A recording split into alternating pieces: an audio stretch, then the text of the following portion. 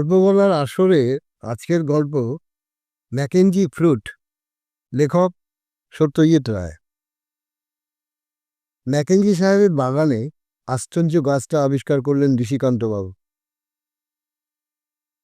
সাহেব। যে গাছপালা ভালোবাসতেন সেটা করিমগঞ্জে এসেই শুনেছিলেন ঋষিকান্তবাবু। ভারত স্বাধীন হওয়ার বছর শতকের মধ্যেই সাহেব অস্ট্রেলিয়া তার দেশে ফিরে যান। তারপর থেকে এই বাংলোটা খালিই পড়ে আছে। লোকে বলে সাহেবের গিন্নি নাকি এই বাড়িতে বজ্রাঘাতে মারা যান।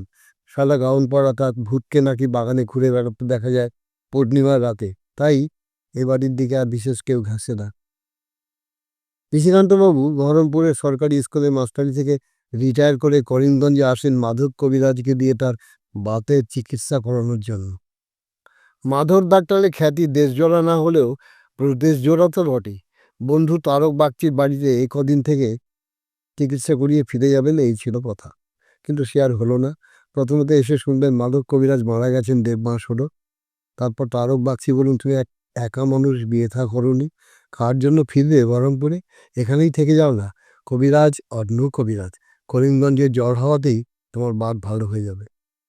অনুরোধ এড়াতে পারেননি নিশিকান্তবাবু। একবার যেতে হয়েছিল বহরমপুর তল্পিতল্প গুটিয়ে আনার জন্য। সেই থেকেই পেইং গেস্ট হয়ে আছেন বন্ধুর বাড়িতে। বেশ ছিমছাম বাড়ি। মুন্সেফির আয় থেকে তারক বাগচি তৈরি করেছেন 64-এ। বউ মারা গেছে বছর 3 হলো। একটি মেয়ের বিয়ে হয়ে গেছে। একমাত্র ছেলে চাকরি করে দেরাদুনে। জায়গাটা যে মনোরম তাতে কোনো সন্দেহ নেই। এককালে রেশমের কুঠি ছিল করিমগঞ্জে। সেই সূত্রেই ম্যাকেঞ্জি সাহেবের পূর্বপুরুষ এখানে বাসা বেঁধেছিল। কুঠি উঠে গেছে প্রায় 100 বছর আগে, কিন্তু ম্যাকেঞ্জিরা করিমগঞ্জের মায়া কাটাতে পারেননি। শেষ সাহেব জন ম্যাকেঞ্জিও হয়তো এ থেকেই যেতেন, কিন্তু স্ত্রীর মৃত্যুর পর তার মন ভেঙে গিয়েছিল। ছেলে অস্ট্রেলিয়ায় ফসলের ব্যবসা করে, সেই বাপকে চিঠি লিখে দেশে আনিয়ে নেয়। বন্ধুর সঙ্গে নিশিকান্তবাবুর একটা ব্যাপারে দেনিল। কি সেটা বলছি। তারক বাগচি ঘরপুরো মানুষ। কাজের পর বাড়িতে এসে আরামকেদারায় গায়ে দিয়ে দেন। আর নিশিকান্তবাবু হেঁটে বেড়ানোর অভ্যেস। বাত সত্ত্বেও সকালে সন্ধে মাইল 2-1 না হাঁটলে তার ভাত হজম হয় না। করিমগঞ্জে আসার দিন 3-এর মধ্যেই বেড়ানোর পথে ম্যাকেঞ্জি সাহেবের পরিত্যক্ত বাংলোটা তার চোখে পড়ল। পাঁচিল দিয়ে ঘেরা, 2.5 বিঘে জমির মাঝখানে ছবির মতো একতলা বাংলো। খাপড়া দেওয়া ঢালু ছাদ, সামনে পিছনে বারান্দা, চারিদিক ঘিরে আছে গাছপালা। নিশিকান্তবাবু গাছপালা ভালোবাসেন। বটানি তার প্রিয় সাবজেক্ট ছিল কলেজে। বহরমপুরের বাড়িতে তার নিজেদের একটি ছোট্ট বাগান ছিল। তার উপর অনুসন্ধিৎসা তার চরিত্রের একটা বিশেষ অঙ্গ। এত বিচিত্র রকমের গাছ দেখে তিনি আর লোভ সামলাতে পারলেন না। 10ই কার্তিক 1387, তারিখটা খুব জরুরি। তিনি বন্ধুর নিষেধ অমান্য করে কাপড় হাঁটুর উপর তুলে পাঁচিলের একটা ভাঙা অংশের টপকে ঢুকে পড়লেন ম্যাকেঞ্জি সাহেবের বাগানে। আম, জাম, কাঁঠাল, পেয়ারা, নারকেল ইত্যাদি যাবতীয় দেশি গাছগাছরা ছাড়াও ছবিতে এবং শিবপুরের বোটানিক্যাল গার্ডেনে দেখা যায় কিছু বিদেশি গাছও চোখে পড়ল নিশিকান্তবাবুর। ফুল গাছ যা ছিল তার কিছুই অবশিষ্ট নেই। আগাছায় ভরে আছে চতুর্দিক। তারই মধ্যে দিয়ে একটা অদম্য কৌতূহলে গাছপালা দেখতে দেখতে এগিয়ে চললেন নিশিকান্তবাবু। বাগানের মধ্যে দিয়ে পাথরে বাঁধানো পথ এঁকে রেখে চলে গেছে। আশেপাশে ছড়ানো রয়েছে শ্বেত পাথরের স্ট্যাচু, লোহার বেঞ্চি, জল শুকিয়ে যাওয়া ফোয়ারা। শৌখিন লোক ছিলেন ম্যাকেঞ্জিরা, তাতে কোনো সন্দেহ নেই। বাংলোর পেছন দিকটায় পৌঁছে গন্ধটা পেলেন নিশিকান্তবাবু। কোনো ফুল কিংবা ফলের গন্ধ, তবে ঠিক চেনা নয়, স্নিগ্ধ মিষ্টি গন্ধ। নিশিকান্তবাবু এগিয়ে গেলেন অনুসন্ধান করতে। শরৎকালের দিন, ছোট হয়ে এসছে, আর কিছুক্ষণের মধ্যেই সন্ধে নেমে পড়বে। গন্ধের কারণটা কি সেটা তার আগেই জানা দরকার। একটা সিংহের মূর্তি পেরিয়ে 3 পা যেতেই নিশিকান্তবাবুকে থেমে যেতে হলো। সামনে বাঁয়ে একটা করবী গাছ, তার ঠিক পেছনে একটা অপেক্ষাকৃত খোলা জায়গায় একটা অচেনা গাছের গায়ে পশ্চিম দিক থেকে ঢলে পড়া সূর্যের রশ্মি এসে পড়ে তার একদিকে যেন সোনার পাতে মুড়ে দিয়েছে। নিশিকান্তবাবু এগিয়ে গেলেন গাছটার দিকে। গন্ধ যে এই গাছটা থেকেই আসছে তাতে কোনো সন্দেহ নেই। গাছের ফল থেকে সাদা রঙের ফল, উপরের দিকটা গোল, তলাটা ঈষৎ ছুচলো। গোল অংশটা ব্যাস একটা মাঝারি সাইজের কমলা লেবুর মতো। গাছের পাতাগুলো লক্ষ্য করলেন নিশিকান্তবাবু, আর সঙ্গে সঙ্গে ক্লাসে শেখা বটানির কিছু নামও মনে পড়ে গেল। পাতার রং গাঢ় সবুজ, কম্পাউন্ড লিফ, অবলং সেরেট। গাছটা 1.5 মানুষ উঁচু। ফলের সংখ্যা কম করে 50। তাদের গা থেকে সোনালি রোদ ক্রমে সরে যাচ্ছে, কিন্তু ফলের রংটার যেন একটা নিজস্ব ঔজ্জ্বল্য আছে, যাতে মনে হয় অন্ধকার হওয়ার পরেও সেগুলো চোখ টানবে। প্রায় মিনিট 10 ধরে গাছটা এদিক ওদিক ঘুরে অবশেষে নিশিকান্তবাবু মায়া কাটাতে হলো। পোকামাকড় সরীসৃপের অভাব নেই এখানে। এই বেলা বেরিয়ে পড়া দরকার। খালি হাতে ফিরবেন কি? না, এই অভিনব গাছের একটি ফল তো সঙ্গে নেওয়া দরকার। ঋষিকান্তবাবু হাত বাড়িয়ে একটি ফল ছিঁড়ে নিয়ে বাড়িমুখো হলেন। তারকবাবু ফলটা দেখে নিশিকান্তবাবুর মতো না হলেও খানিকটা বিস্মিত হলেন বই কি। এ আবার কি আনলে সঙ্গে করে? ঋষিকান্তবাবু বললেন।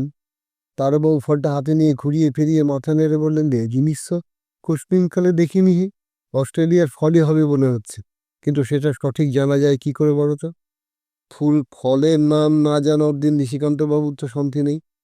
তুমি জ্ঞানবাবুকে দেখাও গিয়ে, বললেন তারক বাগচি। ওর দেশ বিদেশ থেকে অনেক ঘোরা আছে, দেখো উনি হয়তো চিনতে পারেন। জ্ঞানবাবু অর্থাৎ জ্ঞানপ্রকাশ চৌধুরী। চৌধুরীরা করিমগঞ্জের জমিদার ছিলেন। জ্ঞানপ্রকাশের নেশা ছিল ভ্রমণের। এখন তার বয়স 65। তবে যুবা বয়সে যখন জমিদারি উচ্ছেদ হয়নি, তখন বাতের পয়সায় অনেক ঘুরেছেন। অনেক দেশের অনেক কিছু জিনিস সংগ্রহ করে এনে বাড়িতে ভরিয়ে রেখেছেন। নিশিকান্তবাবু তার বন্ধুর কথা মতো ফলটি থলিতে ভরে নিয়ে গেলেন জ্ঞান চৌধুরীর সঙ্গে দেখা করতে। ভদ্রলোক তখন তার বৈঠকখানে বসে কলের গান শুনছেন। আজকাল ভদ্রলোকের নেশা পুরনো বাংলা গানের রেকর্ড আর ডাকটিকিটে এসে দাঁড়িয়েছে। চৌধুরী মশাই হাল ফ্যাশনের রেকর্ড প্লেয়ারে বিশ্বাস করেন না। তার গ্রামাফোনের চোঙা আছে এবং সেটি হাতে ঘুরিয়ে দম দিয়ে চালাতে হয়। কাজেই কলের গান বলাটাই ভালো। 3 মিনিটের রেকর্ড, জোহরাবাইয়ের গান। শেষ হতে চাবি টিপে মেশিন বন্ধ করে ভদ্রলোক নিশিকান্তবাবুকে বসতে বললেন। হাতের ফলটা থলি থেকে বার করে শ্বেত পাথরের টেবিলের উপর রেখে পাশের সোফায় আসন গ্রহণ করলেন নিশিকান্তবাবু। ওইটা আবার কি? জ্ঞানবাবুর দৃষ্টি ফলের দিকে। নিশিকান্তবাবু নম্রভাবে বলেন, আগে ওর জন্যই আপনার কাছে আসা। এই ফলটা পেয়েছি ম্যাকেঞ্জি সাহেবের বাগানে, কিন্তু কি ফল সেটা তো বুঝতে পারছি না। আপনি তো অনেক ঘুরেছেন টুরেছেন, তাই দেখি। নিশিকান্তবাবু ফলটা দিলেন চৌধুরী মশাইয়ের হাতে। সেটাকে নেড়ে চেড়ে শুকে টুকে দেখে মাথা নাড়লেন জ্ঞান চৌধুরী। হুম, এ ফল তো দেখছি আমার অজানা। আপনি বরং কোনো বটানিস্টকে গিয়ে দেখান। প্রেসিডেন্সির বটানির অধ্যাপক এখন বোধ করি বিনয় সোম। সেদিন কাগজে যেন দেখলাম নামটা, সে যদি বলতে পারে। নিশিকান্তবাবু চিন্তায় পড়লেন। তাকে কি তাহলে কলকাতায় যেতে হবে এই ফল নিয়ে? আপনি এক কাজ করুন। তার চিন্তাটা আঁচ করেই যেন বললেন জ্ঞান চৌধুরী, আমার মেজো ছেলের পোলারয়েড ক্যামেরা আছে। সে আপনাকে ফল সমেত গাছের রঙিন ছবি তুলে দেবে। তারই এক কপি আপনি সোমকে পাঠিয়ে দিন, তারপর দেখুন কি বলে। মেজর ছেলে জ্যোতিপ্রকাশ চৌধুরী কানাডায় প্রফেসরি করেন। সম্প্রতি বিয়ে করতে এসছেন করিমগঞ্জে। তিনি খুশি হয়েই তার ক্যামেরায় এই অজানা গাছের ছবি তুলে দিলেন। নিশিকান্তবাবু অবাক হয়ে দেখলেন ক্যামেরার শাটার টেপার সঙ্গে সঙ্গে একটা সাদা কাগজ সরাত করে ক্যামেরার গায়ে একটা খাঁজের ভেতর থেকে বেরিয়ে এলো। তারপর চোখের সামনে 1 মিনিটের মধ্যে ভেলকির মতো সেই কাগজে গাছের রঙিন ছবি ফুটে বেরোলো। জ্যোতিপ্রকাশ ছবিটা চিরে নিশিকান্তবাবুকে দিয়ে দিলেন। ছবিটা হাতে নিয়ে একটু ইতস্তত করে নিশিকান্তবাবু বললেন, একটা ছবি যদি হারিয়ে যায়? জ্যোতিপ্রকাশ বিনা কাক্যবায় আরও 2খানা ছবি তুলে দিলেন নিশিকান্তবাবুকে। ছবির সঙ্গে তার কলেজলব্ধ জ্ঞানের ওপর নির্ভর করে নিশিকান্তবাবু গাছের একটা বর্ণনা দিয়ে প্রেসিডেন্সির অধ্যাপক বিনয় সোমের কাছে পাঠিয়ে দিলেন। 7 দিনের মধ্যে উত্তর এসে গেল। বিনয় সোম জানালেন এমন গাছ তিনি কখনো দেখেননি। কিন্তু নিশিকান্তবাবু সহজে ছাড়বার পাত্র নন। বর্ণনা সমেত আরেকটি ছবি তিনি পাঠালেন ইংল্যান্ডের রয়্যাল বটানিক্যাল সোসাইটিতে। জ্ঞানবাবুর বাড়িতেই হুইটেকার্স অ্যালম্যানাক ছিল, তাতেই পাওয়া গেল সোসাইটির ঠিকানা। উত্তর আসতে লাগলো 3 সপ্তাহ। সোসাইটির পক্ষ থেকে মার্টিমার সাহেব জানিয়েছেন যে ফল সমেত গাছের যে ছবি পাঠানো হয়েছে, তাতে যদি কোনো কারছবি না থাকে, তাহলে বলতেই হবে যে গাছটির জ্ঞাত জাত অজ্ঞাত। এরপর যেটা ঘটলো তাতে নিশিকান্তবাবুর চরিত্রের আরেকটি দিকের পরিচয় পাওয়া যায়। সেটা হলো তার ভাবুক দিক। একদিন রাত্রে বিছানায় শুয়ে নিশিকান্তবাবু ভাবলেন, এই যে মানুষ এত রকমের শাকসবজি ফলমূল শস্যকে খাদ্য হিসেবে ব্যবহার করছে, এর শুরু হলো কবে থেকে? আম, জাম, কলা, কমলা, পেঁপে, পেয়ারা এসব কে বা কারা প্রথম খেলো? এ কথা তো ইতিহাস লেখে না। অমুক ফল সুস্বাদু, অমুক ফল খুব পুষ্টিকর, এসব কে কবে আবিষ্কার করলো? এর মধ্যে এমনও তো অনেক কিছু আছে যা মানুষের খাদ্য নয়, যা খেলে মানুষের অনিষ্ট হতে পারে। কয়েক শ্রেণীর ব্যাঙের ছাতা আছে যা মানুষের পক্ষে মারাত্মক। সেটা যে খাওয়া চলে না সেটাও তো একদিন মানুষকে খেয়েই বুঝতে হয়েছিল। শাস্ত্রে যাবতীয় খাদ্যের গুণাগুণ লেখা আছে, কিন্তু শাস্ত্র লেখা হয়েছে এই তো সেদিন, মানুষ সভ্য হবার অনেক পরে। তার লক্ষ লক্ষ বছর আগে থেকেই তো সেই সব খাদ্য খেতে শুরু করেছে মানুষ। ইতিহাসে এমন নজিরও একটি আছে কি, যেখানে বলা হয়েছে অমুক ফল অমুক শস্য আজ প্রথম অমুক ব্যক্তি খেয়ে সেটাকে খাদ্য বলে প্রমাণিত করলো। এইসব চিন্তা থেকেই নিশিকান্তবাবু একদিন স্থির করলেন যে এই নতুন ফল, যার নাম তিনি দিয়েছেন ম্যাকেঞ্জি ফ্রুট, তাকে খেয়ে দেখতে হবে। তার এই সিদ্ধান্ত শুনলে তিনি বন্ধুকে কিছুই বললেন না, কারণ বললে তিনি হয় ঔদাসীন্য প্রকাশ করবেন, না হয় হা হা করে উঠবেন। দুটোর কোনোটাই নিশিকান্তবাবু চান না। এই সিদ্ধান্ত নেবার পরদিনই নিশিকান্তবাবু প্রাতঃভ্রমণে বেরিয়ে সোজা চলে গেলেন ম্যাকেঞ্জি সাহেবের বাগানে। মনে হয় মনে একটা সংসার ছিল যে দেখবেন গাছে ফল নেই, সব ঝরে পড়েছে। কিন্তু গিয়ে দেখলেন ফলের সংখ্যা আগের দিনের চেয়েও বেশি। নিশিকান্তবাবু ঝোলা নিয়ে গিয়েছিলেন, টসটসে দেখে 3টি ফল পেয়ে তাতে পুড়ে বাড়িমুখো হলেন। তিনি বেশ বুঝতে পারছিলেন তার হৃদস্পন্দনের মাত্রা সাধারণ অবস্থার চেয়ে বেশ খানিকটা দ্রুত। আর তিনি যা করতে চলেছেন সেটা পৃথিবীতে আর কেউ কোনোদিন করেনি। কিন্তু তাই কি, গাছটা তো ছিল ম্যাকেঞ্জি সাহেবের বাগানে। তিনি নিজে কি এ ফল কোনোদিন খেয়ে দেখেননি? এই নতুন প্রশ্নটা সাময়িকভাবে নিশিকান্তবাবুকে সমস্ত উৎসাহকে ব্লটিং পেপারের মতো শুষে নিল। কে দিতে পারে এই প্রশ্নের উত্তর? ম্যাকেঞ্জি সাহেবের সঙ্গে করিমগঞ্জের কারোর ঘনিষ্ঠতা ছিল কিনা সেটা আগে যাওয়া দরকার, তারপর ফল ভক্ষণ। উত্তর মিলল তারকবাবুর কাছে। ম্যাকেঞ্জি বিশেষ টিসছেন না কারোর সঙ্গে, বললেন তারকবাবু। তবে শীতচরণ উকিলের সঙ্গে সাহেবকে ঘুরতে দেখেছি বার কয়েক। বোধহয় সাহেবের কোনো মামলা সূত্রে দুজনের আলাপ হয়। শীতচরণ মিত্র ব্যাপারটাকে অনেক সহজ করে দিবেন, বললেন মামলা নয়, তারও বাগানের শখ, আমারও বাগানের শখ, আর এই সূত্রেই আমাদের আলাপ। 43 রকমের গোলাপ ছিল আমার বাগানে, সাহেব দেখে খুব তারিফ করেছিলেন। নিশিকান্তবাবু ভরসা পেয়ে ঝোলা থেকে ফলটি বার করলেন। এই ফল কি ম্যাকেঞ্জি সাহেবের বাগানে দেখেছেন কখনো? শিবশরণবাবু চোখ মুছিয়ে গেল। সাহেবের বাগানে ছিল এই ফল? আগে হ্যাঁ। কোনখানটায়? নিশিকান্তবাবু বর্ণনা দিলেন। কাছাকাছি একটা বাজে ঝলসানো আমলকি গাছ আছে কি? প্রশ্ন করলেন শিবশরণবাবু। তা আছে, মনে পড়েছে নিশিকান্তবাবু। এই অজানা গাছটার পূব দিকে হাত 10 দূরে। তার মানে লেন সাহেব যেখানে মারা গিয়েছিলেন ঠিক সেইখানে এই গাছ, বললেন শিবশরণ উকিল। তবে সাহেব থাকাকালীন এই গাছ ছিল না, থাকলে আমার চোখে পড়তো। ও বাগানে সাহেবের সঙ্গে অনেক ঘুরেছি আমি। হাঁপ ছাড়েন নিশিকান্তবাবু। পায়োনিয়ার হবার পথে তার আর কোনো বাধা নেই, তিনি হবেন ম্যাকেঞ্জি ফ্রুটের প্রথম ভক্ষক। সেই রাত্রিরেই নিতাই ঠাকুরের রান্না চচ্চড়ি, মুসুরির ডাল, লাউঘণ্ট আর ট্যাংরা মাছের ঝোল খেয়ে বন্ধুর সঙ্গে উত্তরের বারান্দায় বসে 8 ঘন্টা খানিক গল্প করে নিশিকান্তবাবু চলে এলেন নিজের ঘরে। বিকেল থেকেই মেঘ করেছিল। 10টা নাগাদ বজ্র বিদ্যুৎ সহ বেশ জাঁকিয়ে বৃষ্টি নামল। নিশিকান্তবাবু ঘরের দরজাটা ভেজিয়ে দিয়ে কুঁজো থেকে 1 গ্লাস জল ঢেলে নিয়ে খাটের পাশে টেবিলের উপর রাখলেন। তারপর একটি ম্যাকেঞ্জি ফ্রুট হাতে নিয়ে দেয়ালে টাঙানো পরমহংসদেবের ছবিটা উদ্দেশ্য করে একটি নমস্কার ঠুকে শরীরটাকে টান টান করে হাতের ফলে কামড় দিলেন। বার তিনেক চিবোনোর পর ফলের রস খাদ্যনলীতে প্রবেশ করার সঙ্গে সঙ্গে তিনি বুঝলেন এই একেবারে দেবভোগ্য ফল। এর সঙ্গে অন্য কোনো ফলের কোনো সাদৃশ্যই নেই, তুলনাও নেই। একটি আস্ত ফল শেষ করতে 5 মিনিট লাগলো নিশিকান্তবাবুর। তখন রাত 11:15। ঘুমানোর কোনো প্রশ্নই ওঠে না। একে তো আবিষ্কারের উত্তেজনা, তার উপর একটা সংশয় আছে, ফলে যদি কোনো অনিষ্ট হয় সেটা হয়তো রাতারাতিই জানা যাবে। নিশিকান্তবাবু ঘন ঘন নিজের নাড়ি চিপে দেখতে লাগলেন, চেহারার কোনো অনিষ্টের ছাপ পড়ছে কিনা জানার জন্য 8 ঘন্টা অন্তর অন্তর দেওয়ালে টাঙানো আয়নার সামনে গিয়ে দাঁড়ালেন। শেষটায় মাঝে তাতেই ঘর ছেড়ে বারান্দায় বেরিয়ে পায়চারি করে শরীরের মাংসপেশিগুলো সব ঠিকভাবে কাজ করছে কিনা পরীক্ষা করে দেখলেন। 5টার ঠিক পরে যখন ভোরের তোষণ পাখি ডাকতে শুরু করেছে, তখন নিশিকান্তবাবু উপলব্ধি করলেন যে তার কোমরের বাত সম্পূর্ণ সেরে গেছে এবং তিনি এমন সুস্থ যে গত 30 বছরের মধ্যে তার এমন কখনো বোধ হয়নি। ম্যাকেঞ্জি ফলের এই আশ্চর্য স্বাদ তিনি একাই ভোগ করবেন, এটা নিশিকান্তবাবুর কাছে ন্যায্য বলে মনে হলো না। সেই সঙ্গে তিনি যে এই ফলের সন্ধান পেয়েছেন এবং তিনি যে প্রথম এই ফল খেয়ে দেখেছেন সেটাও তো জানানো দরকার। বন্ধুর এই ব্যাপারে কোনো উৎসাহ নেই, সেটা নিশিকান্তবাবু খুব ভালোভাবেই জানেন। ব্যাপারটা কোনো গণ্যমান্য ব্যক্তির গোচরে আনা উচিত, এটা মনে করে জ্ঞান চৌধুরীর নামটা তার সবচেয়ে আগে মনে পড়ল। মানুষে মানুষের রুচিভেদ হয়, এটা নিশিকান্তবাবু জানেন, কিন্তু এমন সুস্বাদু ফল কারুর খারাপ লাগতে পারে এটা যেন তার বিশ্বাসই হচ্ছিল না। তাই একটি ফল সঙ্গে নিয়ে তিনি গেলেন চৌধুরী নিবাসে।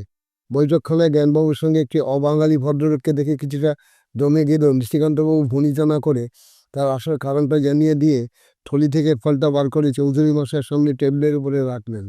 নাম জানলেন এই ফলের? জ্ঞান চৌধুরী প্রশ্ন করলেন। নিশিকান্তবাবু জানালেন রয়্যাল বটানিক্যাল সোসাইটি পর্যন্ত ছবি দেখে ফলটাকে চিনতে পারেন। আপনি খেয়ে দেখুন, অতি সুস্বাদু ফল। জ্ঞানবাবু আপত্তি করলেন না।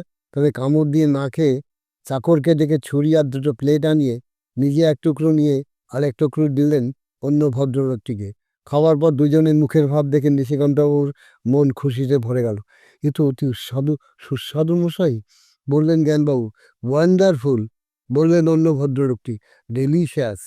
গিয়ে ফল কোথায় মিলল? নিশিকান্তবাবু সরল মনে সব কিছু বলে দিলেন, এমনকি তার বাদ ছেড়ে যাওয়ার ব্যাপারটাও পর্যন্ত। মেকেনজি ফ্রুট, এ কি আপনি দিলেন নাম? অবাঙালি ভদ্রলোকটি জিজ্ঞেস করলেন। নাম তো একটা দেওয়া দরকার, বললেন নিশিকান্তবাবু। এছাড়া আর কিছু মনেই পড়ল না। নামটা যে বেশ জবরদস্ত হয়েছে সেটা দুই ভদ্রলোকই স্বীকার করলেন। আর বেশি কথা না বাড়িয়ে দুজনকে নমস্কার জানিয়ে নিশিকান্তবাবু বিদায় নিলেন। চৌধুরী নিবাস থেকে রাস্তায় বেরিয়ে নিশিকান্তবাবু ভারী প্রসন্ন বোধ করলেন। একটা কীর্তি রেখে যেতে চলেছেন তিনি। এমন যে হবে সেটা তার এই ৬২ বছরের জীবনের ঘটনা থেকে কারোর বোঝার সাধ্য ছিল কি? না, ছিল না। মাঝারি মানুষের মাঝারি জীবন তার, আর লক্ষ লক্ষ মাঝারি জীবনের সঙ্গে কোনো পার্থক্য নেই। কিন্তু আজ তিনি অনন্য, শুধু বাঙালির মধ্যে নয়, নিজ দেশবাসীর মধ্যে নয়, সারা পৃথিবীর মধ্যে। কিন্তু কীর্তির শেষ তো এখানেই না। এই ফল যদি ১০ জনের হাতে তুলে দেওয়া যায় তবেই না কীর্তি। ফলের ব্যাপক চাষ হলে দেশের লোকের যে কত উপকার হবে সেটা ভাবতে নিশিকান্তবাবুর বুক অসাড় হয়ে গেল। ফলের বীজ তো আছে তার কাছে, হালকা বেগুনি শীষের ভেতর থেকে কালো রঙের বীজ। সেটা পুঁতলে গাছ হবে নাকি? তার বাড়ির পেছন দিকে লাউ মাচার পাশে তো খানিকটা জমি রয়েছে, সেখানে পরীক্ষা করে দেখতে ক্ষতি কি? কিন্তু সেই গুড়ে বালি। বিচি পুঁতে জল টল দিয়ে কোনো ফল হলো না। ৭ দিন অপেক্ষা করে অঙ্কুরের কোনো চিহ্ন তিনি দেখতে পেলেন না।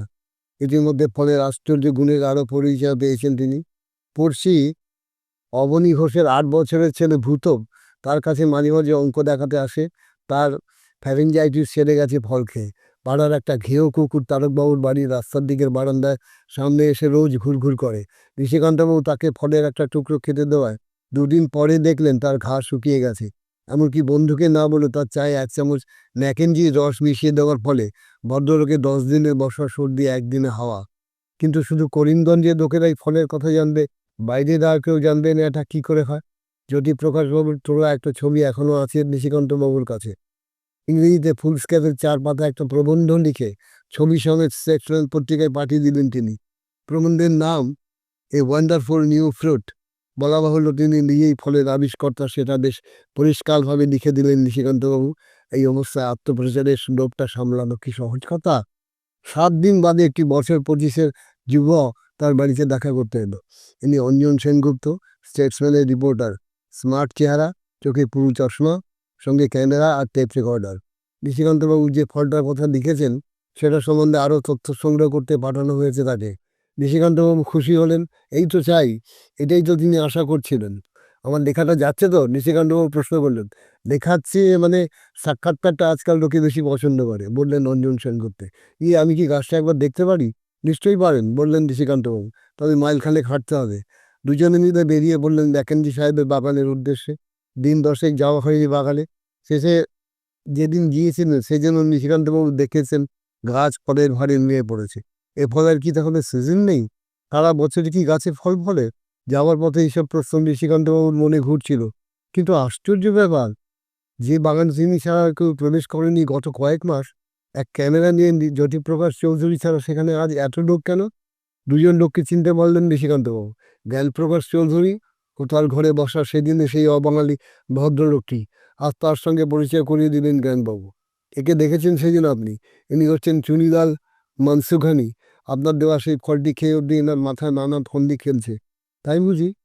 নিশিকান্তবাবুর বুকের মধ্যে কেন জানি না দুরু আরম্ভ হয়ে গেছে। কিছু একটা ঘটতে যাচ্ছে সেটা তিনি বেশ বুঝতে পারছেন। ওই ফলের চাষ করার ইচ্ছে মিস্টার মানসুখানির। ব্যবসাদার মানুষ, নতুন ব্যবসার সুযোগ পেলেও কি সামলানো যায়? নিশিকান্তবাবু কথাটা না বলে পারলেন না। আমি কিন্তু বীজ পুঁতে দেখেছি, চালার কোনো লক্ষণ দেখিনি। মানসুখানি হেসে উঠলেন।